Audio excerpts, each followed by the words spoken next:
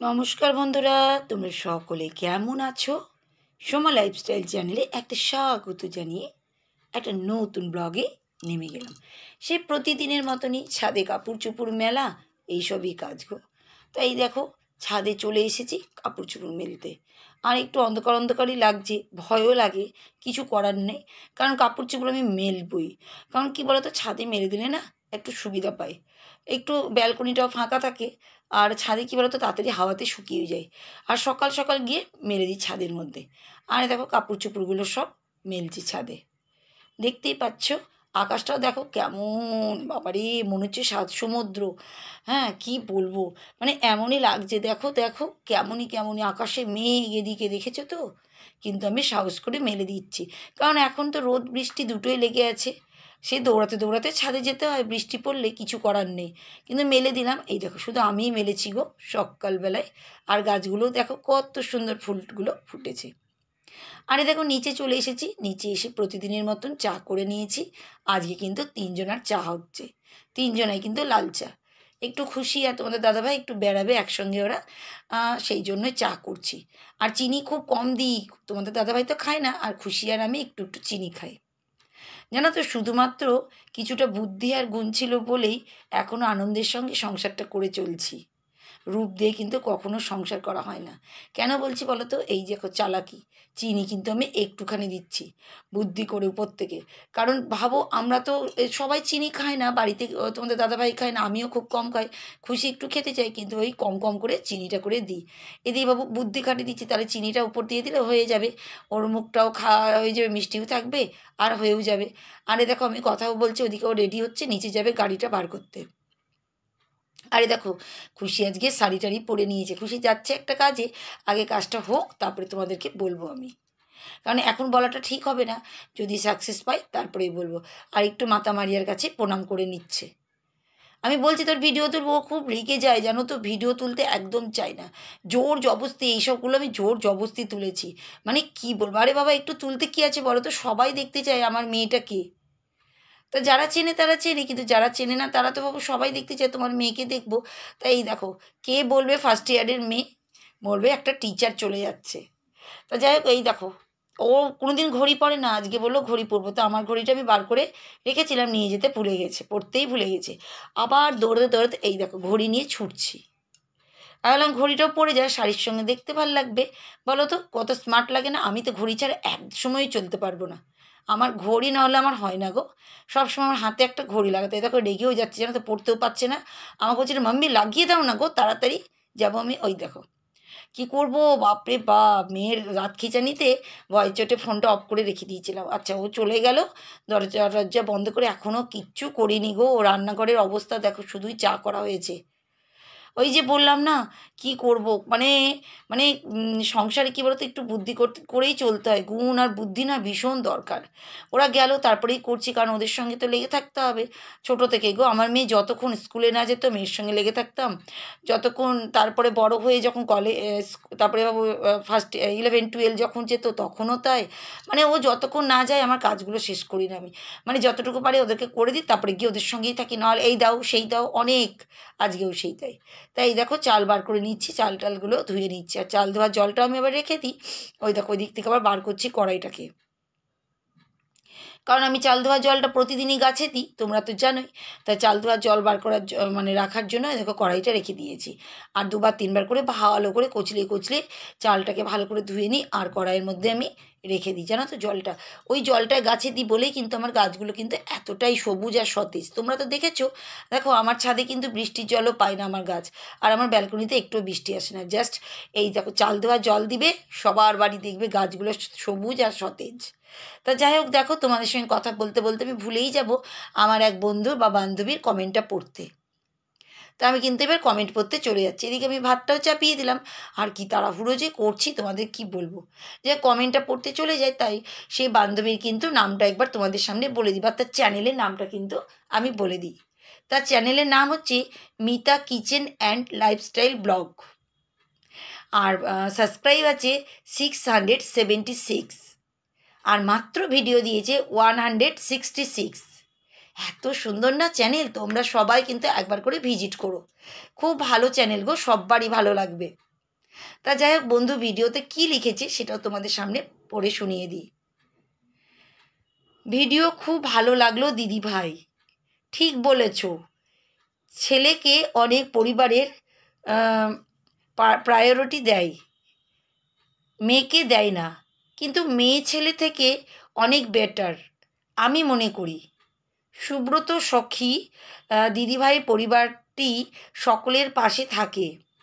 দাদাভাই রান্না করেছে, সব মিলিয়ে অসাধারণ। দিয়ে একটা হাতের থামস আপ চিহ্ন দিয়েছে, আর একটা হচ্ছে হার্ট চিহ্ন দিয়েছে।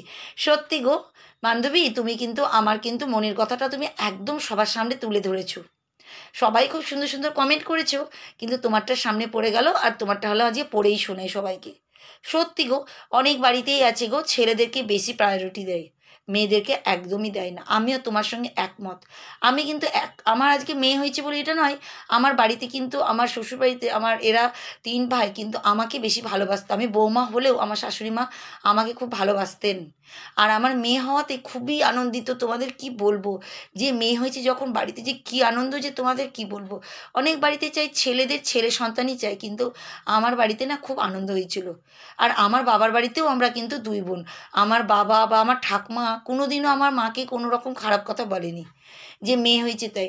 আমার বাবাও আমাদেরকে সেভাবে মানুষ করেছে, মাও তাই, ঠাকমাও তাই। কারণ আমার ঠাকমা বলে মেয়ে হচ্ছে বাড়ির লক্ষ্মী, বাড়িতে মেয়ে থাকলে সব কিছু ভালো থাকে। তাই আমার খুব ভালো লাগলো তোমার কমেন্টটা পড়ে, জানো তো, সেই জন্য আমি সবার সামনে নিয়ে চলে আসলাম। আর হ্যাঁ গো, তুমি ঠিক বলেছো, সুব্রত সখী দিদিভাইয়ের পরিবারটা কিন্তু সবাইকে সাপোর্ট করে, আমাদেরও উচিত সবাই কিন্তু সাপোর্ট করা। তা দেখো, তারপরে তুমি লিখেছো দাদাভাই রান্না করেছে। হ্যাঁ গো, মাঝে মাঝে দাদাভাইও রান্না করে বাড়িতে, যখন পারে তখন হেল্প করে, সেটা বলছে না যে একদম করে না, মাঝে মধ্যে করে দেয়, জানো তো।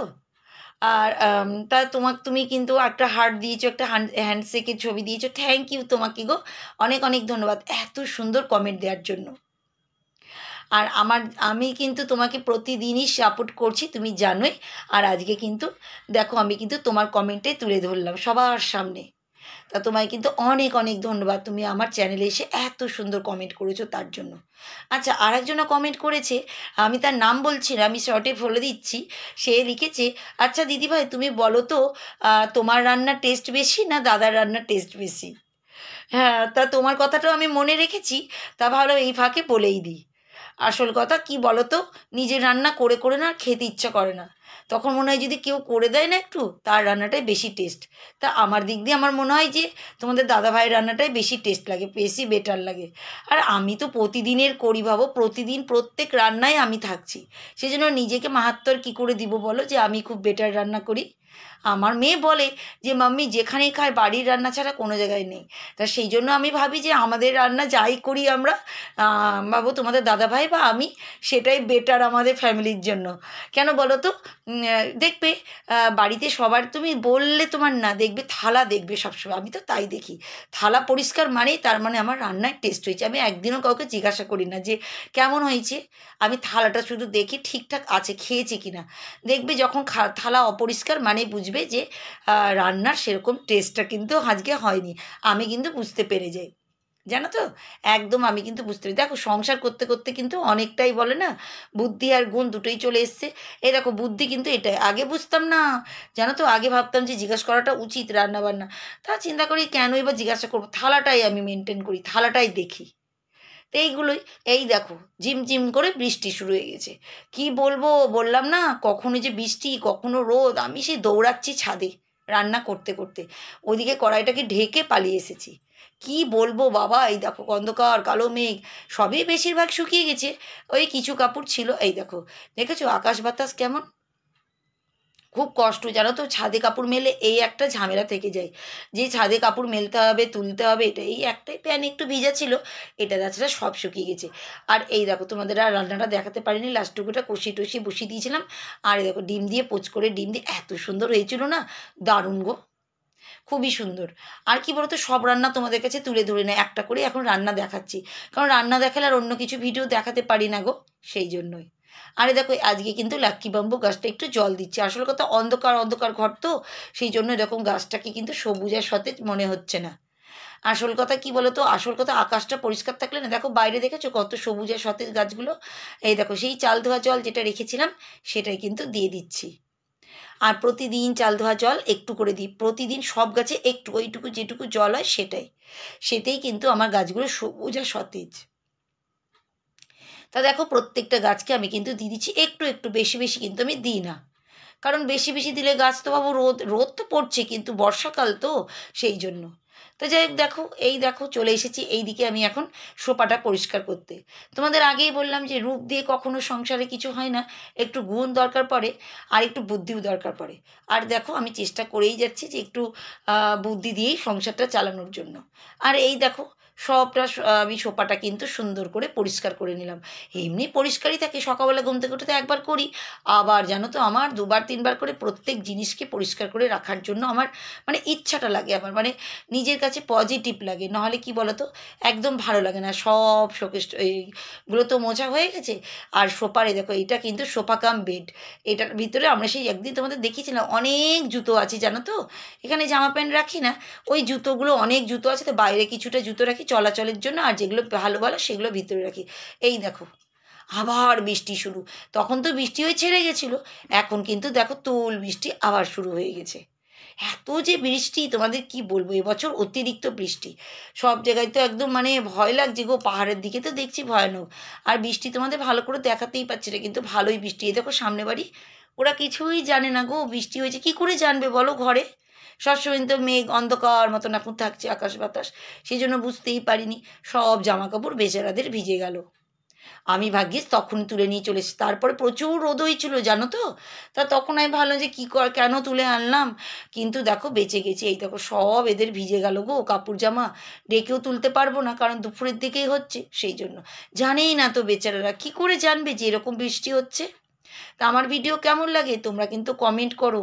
আর আজকের মতন কিন্তু আমি পালাচ্ছি, আবার